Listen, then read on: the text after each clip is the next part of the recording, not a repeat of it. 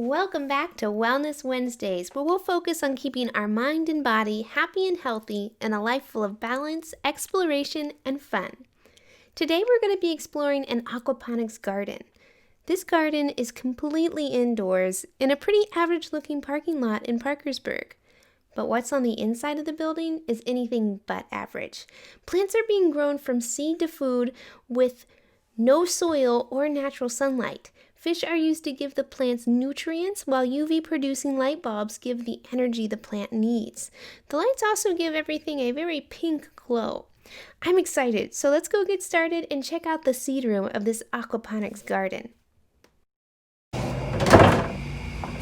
So this is just extra insulation, what this piece does, or? Yeah, because we want to keep this all the time constant between 80 and 85, all the time.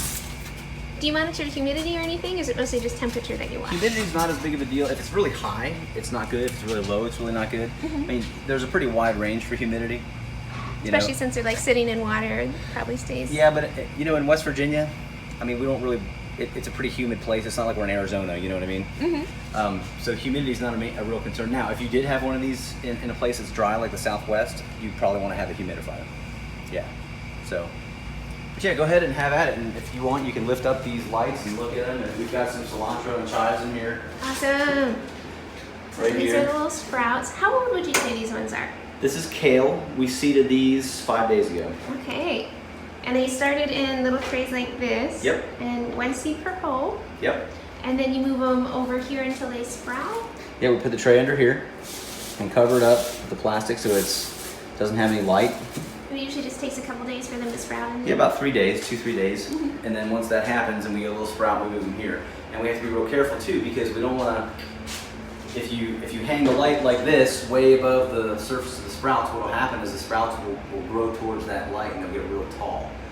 We don't want tall sprouts, because when you plant tall sprouts out there, they fall over because they can't support their own weight. So what we have to do is we have to put the light that's right on the rim of the tray here.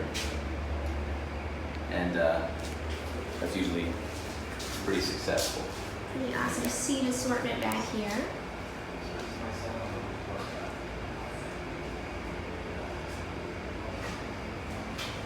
A fan for some air circulation. And then everything runs on a timer. I think he said he keeps the lights on for about 16 hours every day.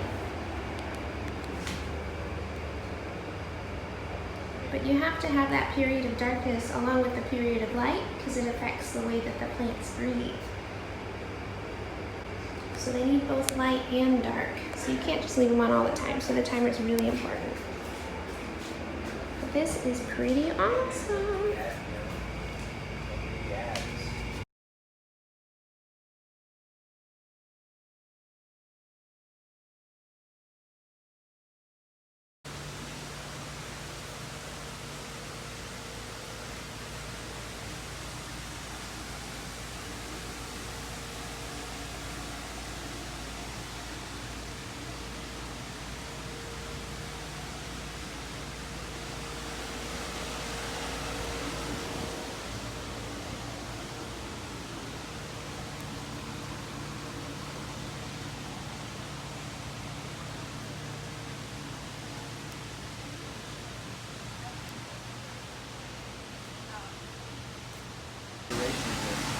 And there's different sizes. You can get one that's half this size. You can get one that's 4 times this size.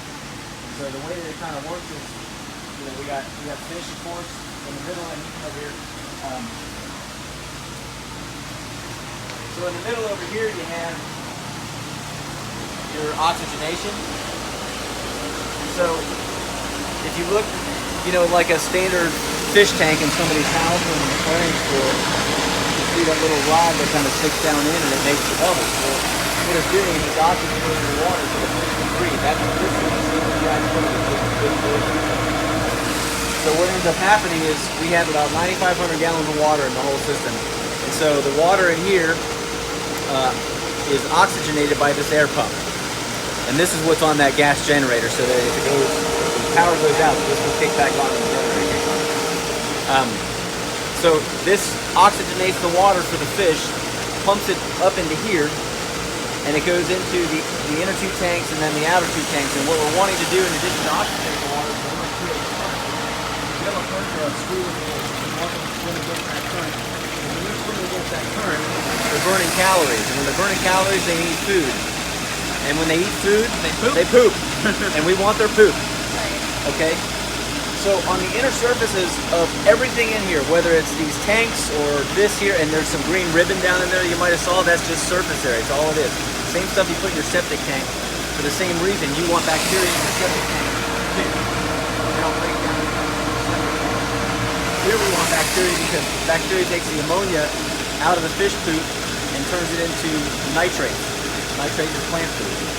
So on all the inner surfaces of everything that you're looking at in here, doesn't matter what it is. It can be the pipes, it can be these tanks, it can be the troughs. You got like bazillions of colonies of nitrifying bacteria. So everything kind of starts in these tanks, okay? And now we don't have fish right now because we had another pump about a month ago that they were testing down here. The company was testing, and it was starting to get bad. And we were like, hey, you need to bring this pump. You need to bring this pump. They weren't able to get here. They had one on order. It hadn't come in yet. I came in one Sunday morning to feed the fish, and I didn't hear anything. And I was like, oh no. And you can hear, I mean, it's noisy. Didn't hear anything when I walked in the door. And I came into the room, and there was no water flow, and there was like fish in each tank floating. And I thought, oh man. So we have these aeration pumps that we use, and we had to isolate a tank for something. So I grabbed the two of them, and I thought, well, I can save at least 2 tanks. Put one in this one in this one. Started oxygenating the water, thinking I only saw a couple of fish. There's supposed to be 1,000 fish in each of these tanks. And I didn't see 1,000 fish. I saw like 5 fish. So I thought, well, maybe they're still in there swimming.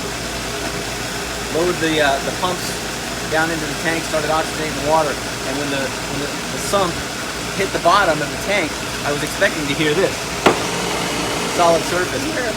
No, it was squishy. Yeah, it was squishy. And I thought, oh. So I got that dip net over there. I went and grabbed the dip net and I went into these tanks here and I dipped in and I pulled out hundreds and hundreds of dead fish. So we lost them all. That was a bad day. So that was about a month ago. We're getting new fish on Monday. And so what you're looking at here is each of these tanks is 250 gallons. There's 4,000 fish total, so that's 1,000 fish per tank. And they don't look big enough, but they actually are. When they're not eating, they'll go down to the bottom and they'll just kind of swim around the outside. And when it comes time to feed them, it's 3 times a day.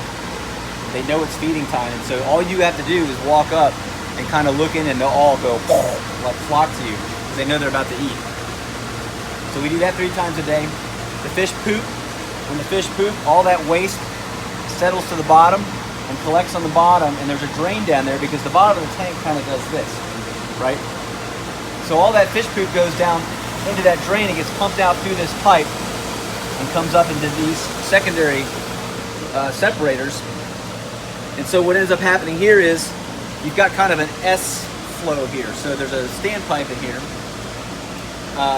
All that fish poop, and there's big chunks and small chunks, will come up through this standpipe, but then go back down around the outside, and then back down around, and then eventually it'll come back up again. So it's going like this. And all of that stuff comes up into here, and a lot of it's in suspension, particles, but then you'll get big pieces, right? So the particles will go over the side, but the big pieces kind of back up against these teeth right here, and as the current keeps beating against those big pieces, it breaks them apart. And so as that happens, and all the time the bacteria in here are working on the ammonia in the fish poop. So it goes over the side, gets pumped out here on each of these, and they all do the same thing. Comes through these pipes here and goes into this last stage right here, and this is where the final mineralization occurs into the nitrates. And this is all the proprietary stuff in here that I'm not supposed to tell you about, but suffice it to say there's some cool stuff in here that makes it mineralized. It's all natural, it makes it mineralized. And so when it comes out the other side of this, and you're talking about 1.5 gallons per minute flow, okay? So it's not super fast. Comes out on the other side here, and when it does, that water gets pumped in front of these troughs right here. And if you look at these trays, and I just realized some of them are backwards. Oh man, a lot of them are backwards. That's not good. They should all be pointing this way. There's a triangle here. Oh. That's the direction of flow. You can see that that is incorrect. I'll have to flip that around. So you have to flip them around. Yeah. And it's not, there's no rhyme or reason to it. I'm an old military guy and I like order. So all of that water flows this way, and then it goes down to the end, and you can see the pipe down at the end. It takes that water flow, goes through that pipe, comes into the other end of that other trough, the outside trough, and then that water flows back this way. When it does, when it gets to here, all the root systems and everything in here have absorbed most of those nitrates, and it makes the Miracle-Gro. And so they've uptaken all that nitrogen, and there's also iron and some other stuff, calcium, things like that. Comes out here. Comes out here, goes through this pipe again, and then right back around to the bubbler over here, gets reoxygenated, goes back to the fish. And that's the cycle. So it's pretty cool, and there's a lot of science to it. We're using here about 10% of the water of traditional agriculture in a far smaller space. So if you were to grow all of this stuff out in a farmer's field, it would be probably 10, 15 times the size. And here, because you have such high nitrates and high vitamin content in this water, this stuff is super, super nutrient-dense food. And then the lights contribute to some pretty significant growth in terms of size and things like that. We're getting basil leaves that are like this. We put basil on the end because basil is kind of your canary in the coal mine. It's the first that's going to react to a deficiency in something. And so if I have a deficiency when the water gets to here, that means I don't have enough in my water to get it to here and be fully what I want it to be. So now we're testing our water every day, so we're always going to probably see an iron deficiency, a potassium deficiency. We put magnesium in, which is just Epsom salt, alkalinity, things like that we're testing for. What we will see, and this actually looks fairly decent right now, what we'll see with the basil is we'll see leaf curl. Like you can see this leaf curl right here. That's a potassium deficiency. I don't have enough in. So you're saying it should be more flat, not curled? It should look like this. Oh, okay. And then you there's usually see basil like this. This is in the stores and stuff. That's how you usually see it. because they're growing it in the ground. Yes. And when you grow it in the ground, it's the same thing. I mean, Right. you're, Deficiencies in it. that's right. Yeah. But yeah, because to me it's like that doesn't look like basil. To me, this looks like basil. But you're right. We're used to seeing it. Probably not as healthy as it could be. Well, here's a better example. See the rippling here? Yeah. So what you're looking at here is a magnesium deficiency. Once the leaf shows a deficiency, it never gets well. Oh. I mean, it's still good to eat. It's fine. But where you'll see the change is in your new growths. It all tastes the same. Yeah. Oh yeah. I mean, great. So, You know, and the thing about basil is, I don't care where you get your basil. Your basil will wilt. If you cut it, within an hour it's going to wilt. Yeah.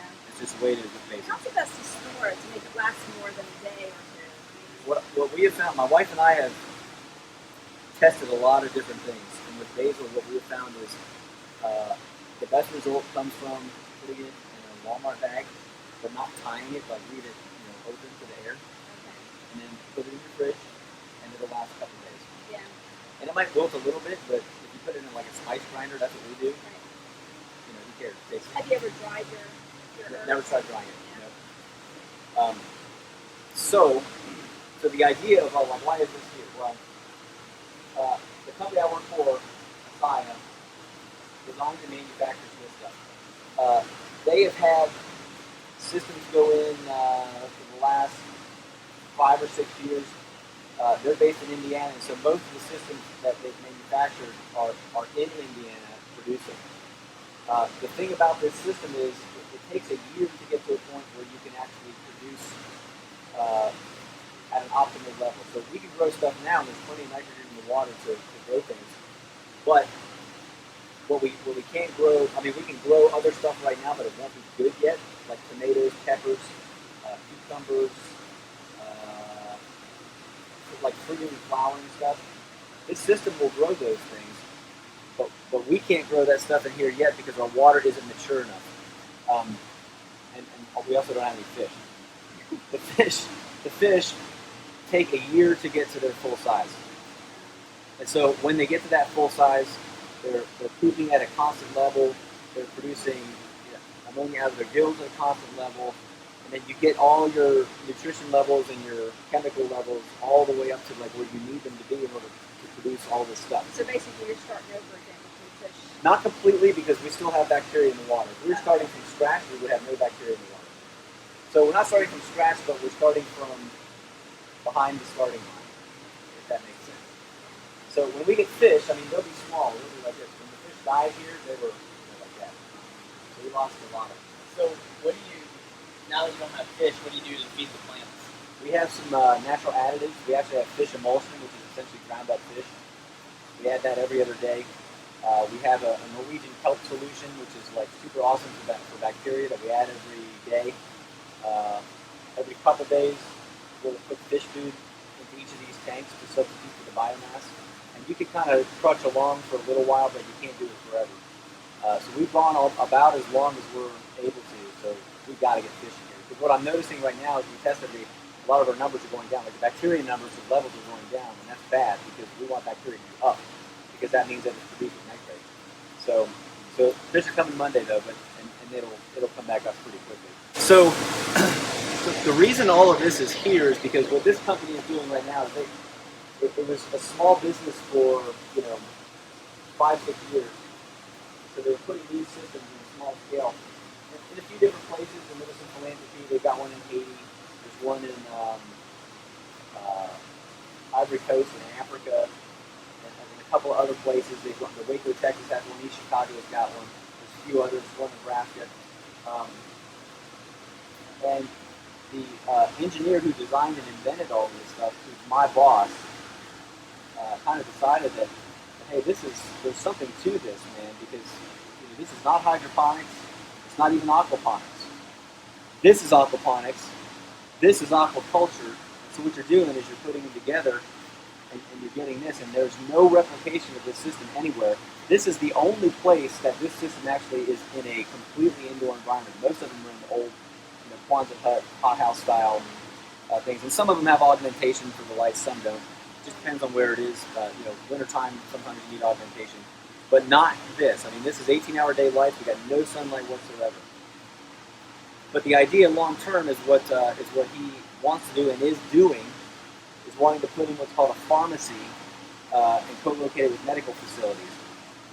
So there's been all this research in the last 12 years or so in the medical community to figure out, is there a better way to treat some of these human ailments like hypertension, mental health stuff, cardiac stuff, diabetes, things like that. And so through this research, what's been found is that high nutrient food, like what's produced in here, will often take the place of drugs. So when all these studies came out and they had their conclusions, Big Pharma saw this, big medical insurance saw all this. Big Pharma got on board right away because big prescription drugs. So they liked this idea. And then about 18 months ago, the lobby was for a good while, hey, insurance companies fund this. Let's let doctors prescribe this stuff to their patient. And so finally, the first medical insurer to get on board was Anthem. It's the second largest one in the United States. And a couple others have followed, and that's about 18 months ago. So now, Anthem and a lot of these big insurers are funding prescriptions that consist not of drugs but of this stuff. And then patients will, depending on what the ailment is, they'll eat like a certain combination of things, a couple times a week or whatever it is, and they get well. I mean, the high blood pressure goes down. The cholesterol, which is like a side effect, which is good, will also go down if they're eating it the right way. And so the idea here is let's get some investment and let's put in pharmacies that are co-located with a lot of these medical centers. So he ended up hooking up with a venture capitalist out of South Florida and started drumming up investment. And so they're bringing in all this investment, which is great because now they can fund putting up manufacturing facilities to make more of these, fish hatcheries because you can eat a lot of fish, and also feed mills because there's not enough fish food in the United States to supply as many pharmacies as he's wanting to put in. They've already sold systems like this about 4 times the size in the thousands. They just haven't manufactured them yet. So because there's no manufacturing capacity, so it's a startup. And so what will happen is they've already got commitments from a lot of different colleges that have big medical centers. Rowan University in New Jersey, University of Southern California, UCLA, Ball State. They're working on Morgantown right now. And then what they'll do is they'll install a pharmacy, which is the same basic system, but 4 times the size. So you're going to get 8 of these, 8 rows of troughs that are twice as long, so 4 times the size. And then a facility this size becomes a satellite of that. And so when those prescriptions come in, they get filled out in the pharmacy. If the pharmacy can't fill them, they reach out to guys like this, and then they cut, and 2 hours away they'll send it up to order line. That was the case. And so that's kind of the concept. So that's developing right now, and in the next, I'd say, year to 2 years, it's going to be full up, and they keep selling these things. And so this will all be kind of, likely absorbed into that system. And it's going to change everything. But right now, we're not there. So how do you bridge the gap between right now, when you can't manufacture enough of this stuff, and 2 years from now, when the pharmacies are in place and mature and able to grow their own stuff? And the answer is, and you're waiting for your water to mature, and the answer is, you sell it to the community. So in that gap of time, which will be a year to 2 years, while we're waiting for this medical stuff to get kind of fired up, we decided, it makes no sense to throw this stuff out. We got to have roots in the system. We got to grow stuff in order for the system to mature. So let's just sell it. So we've reached out to the community. We've got people like Christy who are coming and they're buying this stuff. We're packaging it up. We do a harvest about every Monday. There's other growers in other places that are doing similar stuff, but they're also selling to restaurants. I'm going to Marietta today to go talk to some restaurants and bring them some samples. And a place like this, can supply 3 or 4 restaurants at a time. So if we could get 3 or 4 restaurants, the cost is a little higher because now you're commercial grade, not just farmers market type stuff. That'll bring a little bit of extra money, which helps us out. And there's grants and things like that too. And so that's kind of what we're doing now. And but in a year and a half, I think it's going to be a lot different. What we'll do is when the fish get full grown, hey, that's Megan. So when the fish get full grown, what we'll do is you're supposed to harvest them once a year. If we get them all at the same time, we're obviously not going to harvest them all after a year. So what we'll do is we'll start with this tank, we'll harvest these guys, sell them. 3 months later, we'll do the same thing with this after we get replacements for here, and we'll replace them. And so then you'll be kind of staggered. So the last tank will be 2-year-old fish, but by then we'll be on a schedule where every year we're harvesting. So the trick there is going to be finding a market for 1,000 yellow perch in the Mid-Ohio Valley. I think that's going to be hard. I mean, some people will buy them, but they're not going to buy 1,000. So we've kicked around a couple ideas for that, but we got time to think about it. So right now what we're trying to do is we're trying to keep roots in the system. Because what we don't want to happen is we don't want our ammonia to get too high, because ammonia becomes toxic to fish if it's over 4 parts per million. We're below a half a part per million right now, so we're in good shape. So crop rotation is as much a reality in here as it is in a regular farm. Things get old. We had some kale in here, and when you cut kale, you're cutting from the bottom, and then more leaves grow, you cut the next level up, more leaves grow, you cut the next level up. Eventually, you get a stem this high, and you get these itty-bitty leaves at the top because the plant is spending all of its energy on the stalk, and then there's nothing left when it gets to the top. So last week we had, there's 33 holes in each one of these trays. There's 10 trays here. We ripped out 330 kale plants. I mean, they were done. They went past their life cycle, and then we replanted. So this is all the same stuff. So in about 4 weeks, this will be probably close to ready to harvest. Over the course, we got Swiss chard in a couple of places. We got it here, back in there. There's some more Swiss chard back at the back there. I got more here. In the middle here and to the left, we've got Russian and red Russian kale, which is a little bit more jagged. The lacinato kale, which is that darker kale right there, is what we had here. I can't decide which one I like better. Got a lot of basil because basil is very popular. We have mint, which grows ridiculously out of control. Mint will actually go on the open market, especially if you're a bar or restaurant. It'll go for $24 a pound. So we're going to plant a whole bunch of more mint and start marketing this. Chard, of course. This is red kale. I got red Russian and red, so there's 4 varieties of kale in here. I got some rosemary over here, which is very slow to grow. We got a few holes here, which we're going to experiment with. Probably some cilantro we'll put in there. I got some chives. So we consider this an herb. We're going to experiment with some stuff here. We're trying to figure out what we want to do. It's just, we don't know what's going to grow in here, what's not.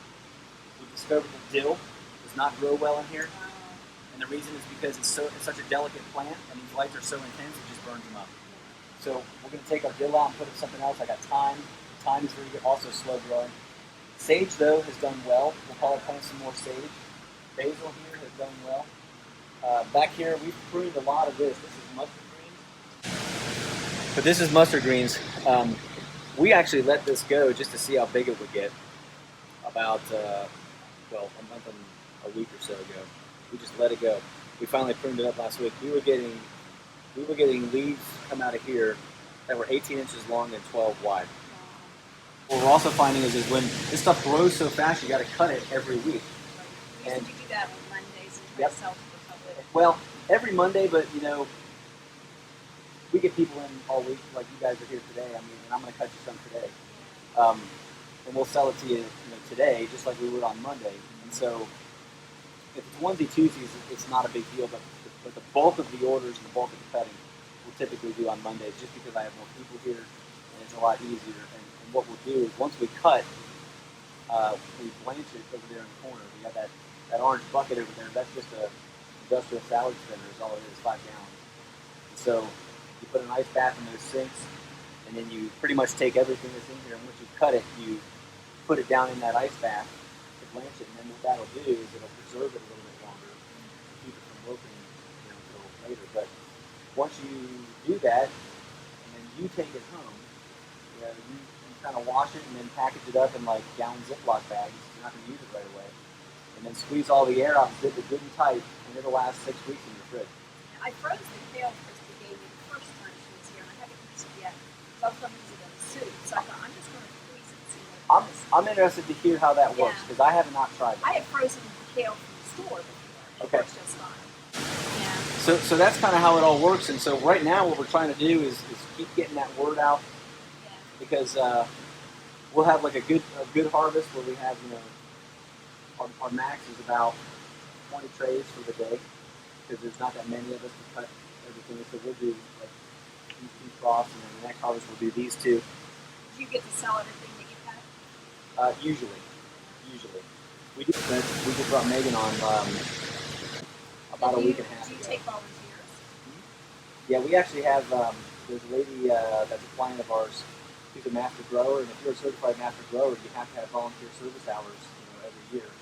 And so I'm actually going to talk to them in a week or 2, and I think they're going to volunteer some of their hours here. I've had students from OVU come down here. Right.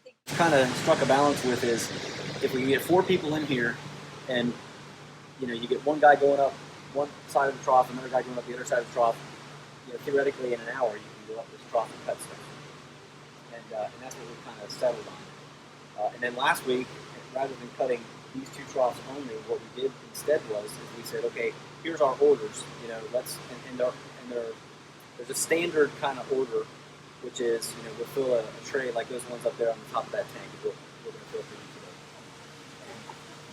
And we'll fill it with a couple kinds of kale, or one kind of kale, mustard greens, and chard, and maybe something else. Like I got some watercress back here that's totally out of control. And that's a tray. And then we weigh it about 4.5 pounds, and then we wrap it in industrial plastic so you can take it home and do what you're going to do with it. We're selling the herbs for $6 a bunch, whether it's these or the chives or sage. I haven't cut any sage yet, but I'm ready to. And that's what we send people home with. So depending on what they order, we just decided, well, okay, it makes sense now. I got 15 orders. Most of them are different. So let's just go through and, one guy will cut the kale for it, one guy will cut, 2 people will take an order. One guy will cut the kale, one guy will cut the chard, one guy will cut the watercress and the mustard, and then you've got your tray, and the only thing left is to blanch it. And if you do them one by one like that, it seems to work a little better and more faster. And so the last time we had 20 orders this past Monday, and we finished them all except for the blanching in about 3 hours, which was like lightning fast compared to what we've been doing. As it matures, one of the cool things that we get to do is put crayfish into the troughs. Because what happens is, Are they bottom feeders or? Yes. Yes. So Australian red claw crayfish. It's the most pure source of calcium on the planet Earth because they form these like, I don't know, little pellets in their gut that's like pure calcium. And what they're finding in some of their clinical trials is that when they synthesize that calcium and give it to people that have like broken bones, the bones heal in like 2 weeks.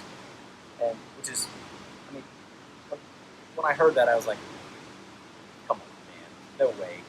I mean, that's what they say.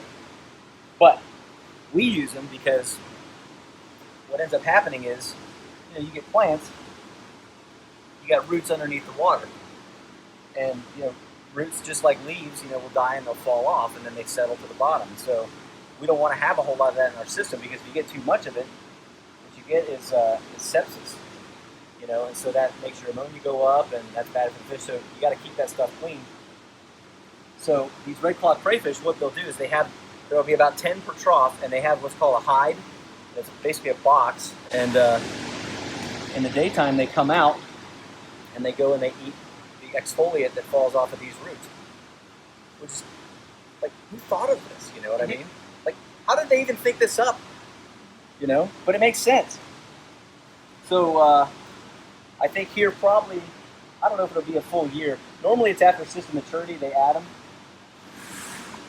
We may get them sooner, I don't know. It just really depends on, everything's kind of a wait and see thing with this greenhouse because it's so different than anybody else's greenhouse where there's been one of these. And so the engineer guy, I mean, he's kind of playing it by my boss. He's playing it by ear to see kind of how it's all going to shake out. So we'll see how it goes down. Now some stuff I'm cutting off here that I'm not going to give you. That's a deficiency. So I'll cut it off and it's trash. We have some compost. People come down here and get the compost, put on the gardens. We sell our system water. I was telling you guys, those secondary tanks there with the teeth on them, what we have to do every day is we have to pull that white standpipe in the middle. We got to pull it out. And what that does is it drains the pipe that goes between the two tanks, because what you can get a lot of times is a buildup of sediment in there, and it's mainly fish poop and uneaten food. And if you let it go and don't flush it out, sometimes you'll get a blockage and then you get a flood. And then fish go everywhere and it's bad idea. So we burp them every day. And what that does is it brings all that sediment up into that secondary tank if there's any in the pipe. And normally there is. Even when we don't have fish, we still get it. And then you let it settle. And there's a valve down at the bottom of each of those tanks. And so we'll let that stuff settle out. And then we go over there with a bucket and we drain it using that valve. And you'll get, it's high nutrient water. There's fish poop in it, which is no different than putting cow manure on your garden. Same stuff. It's just from fish. And we will bottle that up in mason jars. You guys seen them when you came in. And we sell that by the gallon. And people come in and buy it. And what you do is you take that gallon and you put a quarter of a gallon in one quarter of a gallon each in 4 5-gallon buckets that you get from Lowe's, and make sure they have a lid. And then you top it off with with just hose water, right? You mix it all together, so you're diluting it 1 gallon into 16 basically. And then once per week, you apply that to your garden, and your vegetables will just explode. If you've ever used Miracle Grow, it's basically the same concept. And people swear by it. I didn't believe it. When we first started this place, the engineer, my new boss, he was like, "Oh yeah, sell your system water." I was like, "All right." So I did, and I just kind of did it by blind faith and believed him, of course. He's been doing this for 15 years. So people came and bought it, And I didn't know what to expect. And when they came back and bought more, I said, well, how did that work for you? And they're coming back and they're saying, man, I mean, they're putting it on their gardens, their flowers, everything. And it's just like ridiculous, the stuff that's happening. And it's just because of the nutritional value of the water, and that's not even full up water because we're not even near maturity yet. So they swear by it though, so it must work. I've not tried it.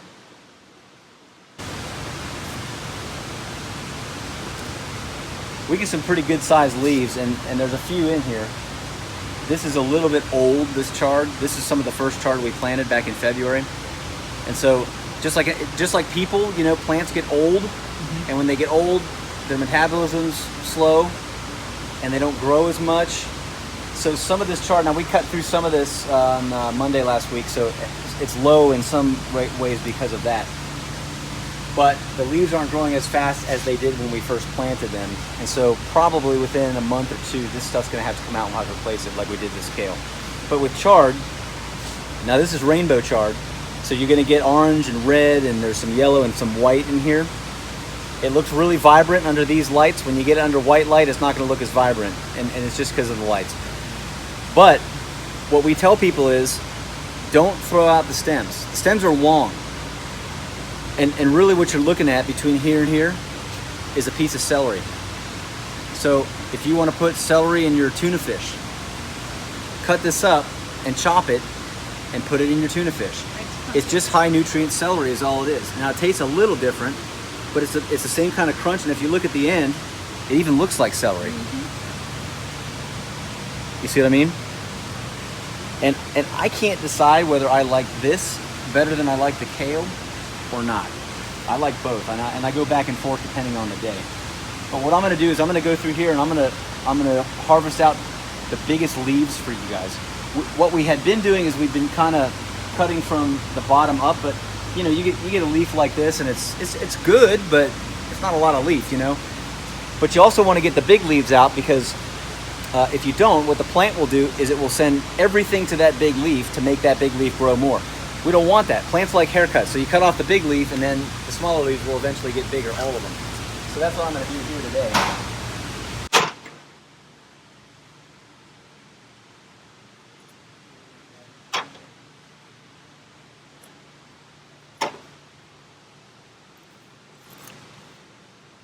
So is there a certain method you use for cutting just to make sure Yes. you pick the right parts of the plant? So normally what we'll do, and really this is true for any plant, but if you look here, so this chard plant, what I want to do with any plant is I always want to cut from the bottom up. So the lowest leaves, I'm cutting them first. And I want to cut as close to the stem as I can. But with chard, and it's also true with kale, even if I cut close to the stem, what happens within a week or so is I get this. The stems continue to grow. Oh, wow, yeah. So even after I've cut. These were cut close to the stem, but they've grown even though there's no leaf there. And so a lot of times if we come back through, next time we harvest, we'll cut the leaves, but we'll also cut those excess stems off, Because you want to avoid having too many of those, because anything that's attached to the plant is going to get nutrition from the water. Well, there's no sense sending nutrition to a stem that nobody's going to eat. It doesn't make any sense at all. And it takes away from stuff going to the leaves that you want to harvest. So you got to go through and make sure you cut all that stuff off. Which is why we usually go through about every other day and prune, because we want to make sure we catch a lot of that stuff. We don't always, because sometimes it's buried way back in here, and you overlook stuff, But it's always good to have a second set of eyes, which we just brought Megan on board, and I'm glad she's here. She came here with some ag experience, which was great for us, because me and Dave, we are not ag guys. We're learning this seat of our pants. My degree from Morgantown is friggin' political science. What political science am I doing in here? Zero. So I am not using my degree. And Dave is older than me. He's 63. And he's more of the engineering side of the house. He does a lot of the HVAC stuff and some of the construction and things like that. And then on harvest day, he'll help cut and stuff. The day-to-day and the sampling and stuff is mainly me and Megan. But she's been a godsend for this place because, you know, you want to have somebody who can think, you know. You don't want somebody who's just going to be a robot. And she thinks, and so that's what we need. I mean, this is a business, you know, so she's gone out and done some marketing for us, which has been awesome. Gotten the word out for us. That's been great. And so we're really glad for that. So this chart is really heavy.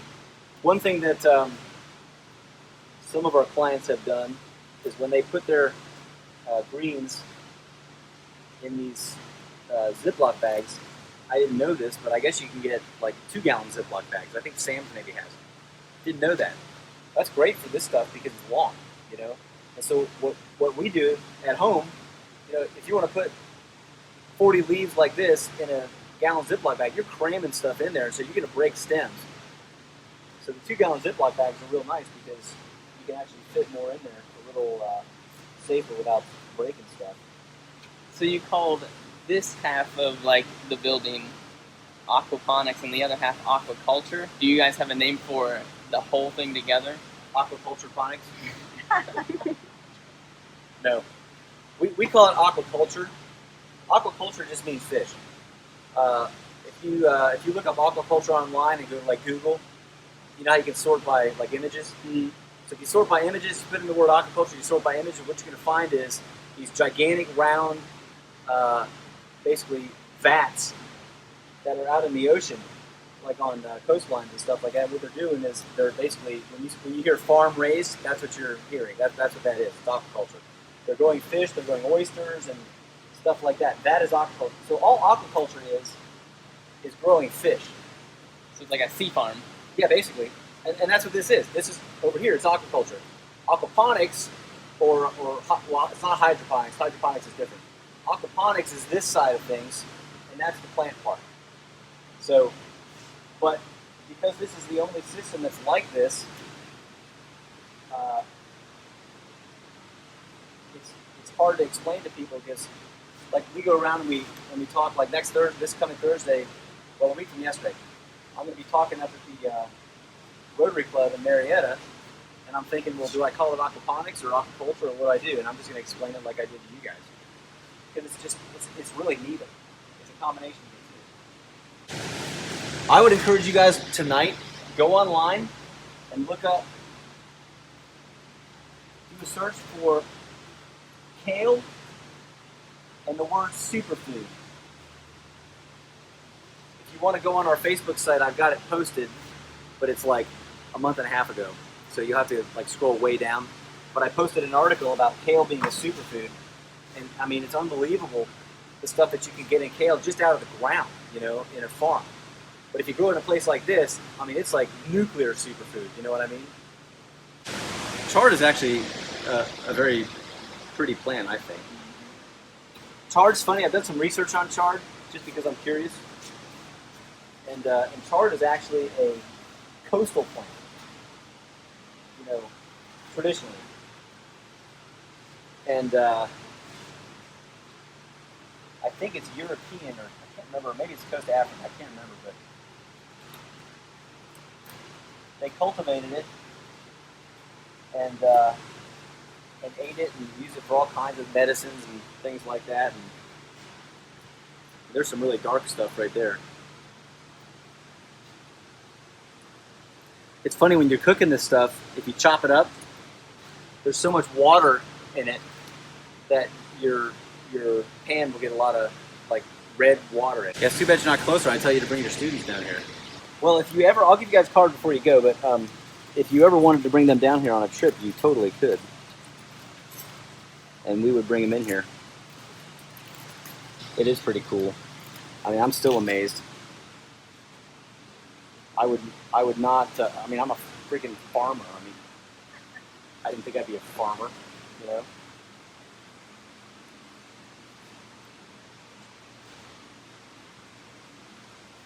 It just kind of goes to show that as long as you get educated in something, you Right. can find things that are pretty awesome out there, even if they don't relate to the thing that you originally researched. Right. you can Well- find opportunities. Tell your students this. Get your degree. I don't care what it's in. Get your degree. I got mine. I ended up in the military for 20 years doing transportation, which has very little to do with this stuff. But what it did do is it got me experience with people and doing things like HR and process. This is process. Sticking to a schedule. And everything that I've done up to this point has been beneficial to me. I taught college for a couple of years. Everything that I've done up to this point got me here. And yeah, I'm cutting stuff, but you know, people like it, and I know how to interact with people. It gave me confidence, you know. And so all of those things are good. So find something that you like and do it and see where it leads. If you'd asked me when I graduated college if I'd be cutting chard for you guys when I would have been like, what are you talking about and what's chard? You know? But here I am, and I love it. I mean, I love doing this. I'm going to get these ones here because they're good size.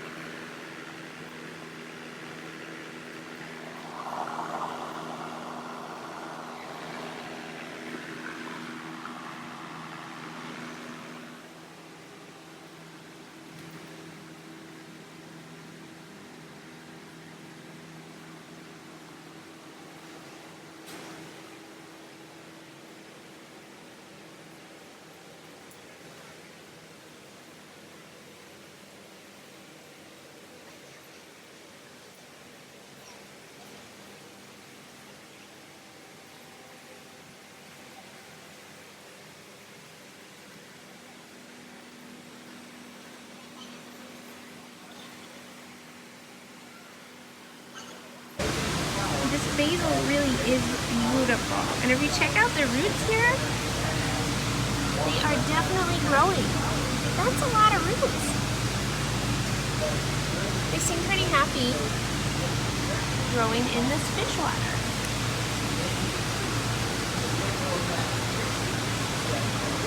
I am pretty impressed with how big these plants have gotten.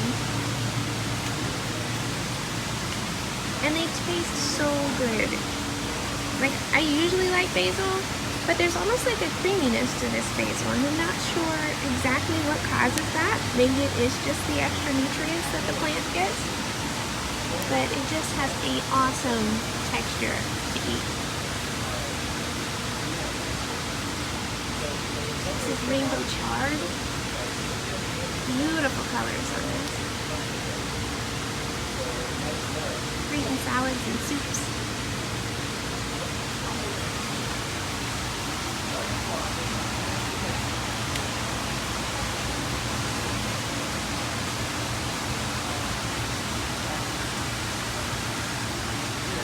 Little forest from this perspective. If trees came in all the warm colors of the rainbow. You can see right there how he harvests the cut stems and then the long stems growing up from the middle. All the fresh new growth.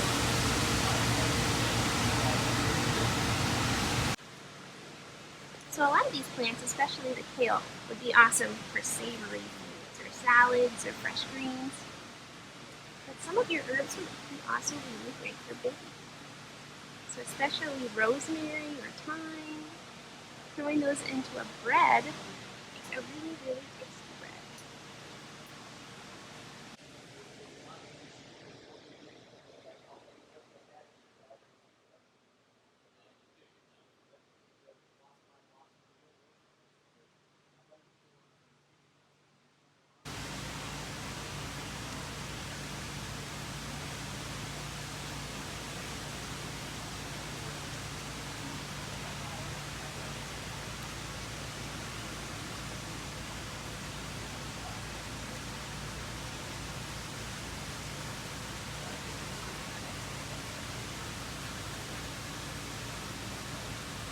took it done and just grab a pint and take them home. And people want to take that. I think it's wrong. Because people are like, oh my gosh, this is so awesome, like eating them raw and stuff, and they are good. So I'm excited to grow them. And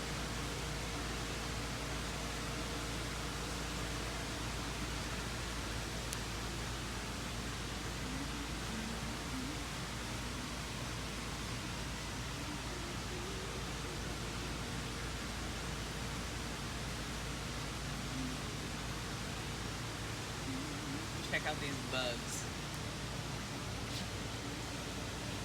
Where are they? Oh, in the water. I see them. There's like little specks swimming around down there.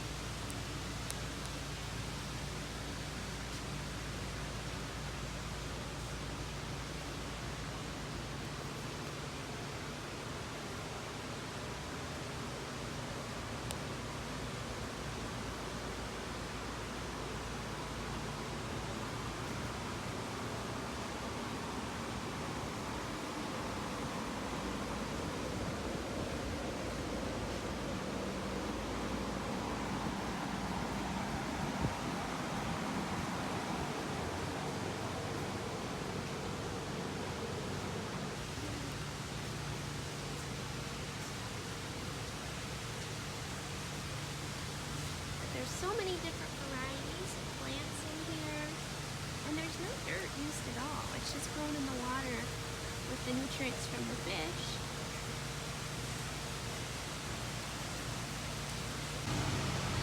You'll notice that when he harvests, he doesn't take all the leaves. He leaves a couple in the center, and that helps the plant continue to photosynthesize and get nutrients.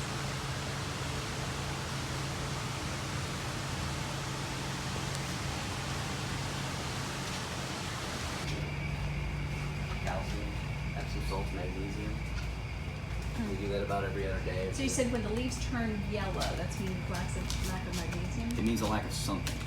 Okay. And it depends on what kind of yellow it is. And sometimes it's hard to tell the difference between potassium deficiency or magnesium deficiency or whatever. Now, and most of that we can measure for and we'll know.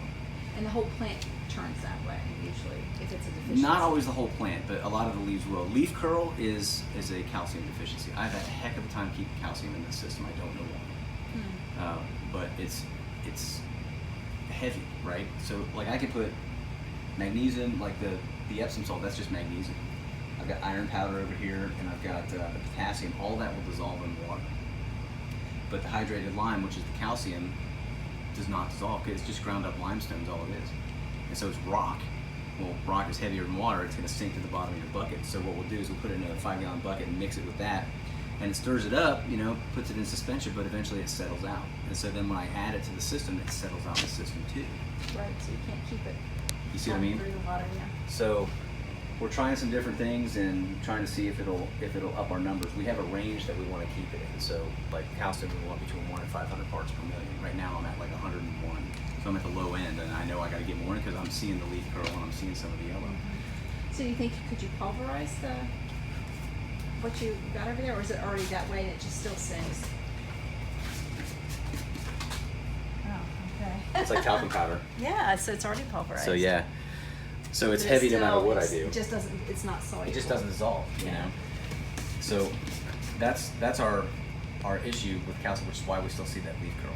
And even on the new growth, I'm still seeing it. So I know I'm not getting enough in there. But I still do a test for it. We have this tester right here, this blue tester, where we'll test for it and see kind of what the number is. I know I need between 1 and 5, and if I'm in the low hundreds, I'm low. I got to add some. But man, I'm at it like every other day, and I can't get the number up.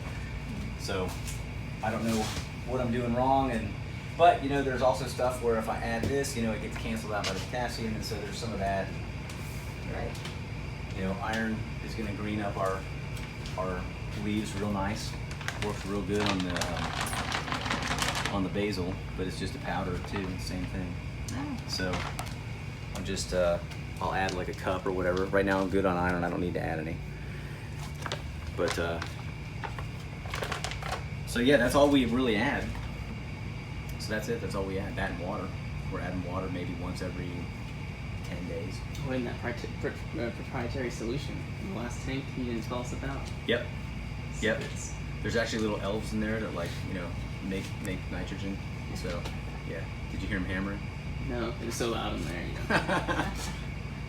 Yeah. Keeps them a secret. So, yeah, so that's all we had. Well, thank you for your time. Yeah, absolutely. Appreciate it. That Yeah, Yeah, was this has fun. been awesome. Yeah. We're happy to have anybody down here. So, Yeah. yeah, when you want to come back, We'll come have back. to spread the word. Yep, spread the word and Yeah. find us on Facebook and share our stuff. And, you know, you got my card, so if you ever want to come back down and see it with somebody else or buy some stuff or whatever, I mean, it's good food, you know. It's just, if you don't eat it right away, a lot of times people will buy it 1 week and then they're like, oh, I still have some, so I'm not coming back this week. I'm like, oh, okay. You know, So we're because gonna we have use so some of much. ours tonight. Yeah, use it up. I'm interested to hear how you cook it. A lot of times clients will send me like a picture of whatever it is they cook and I'll put it up on our Facebook. Like if you Okay. so, well, you guys enjoy, man, and Thank you. hope you enjoy it and come back and see us. Okay. Thank you, Madge. Thank you. All right. Appreciate it. The lab lights turn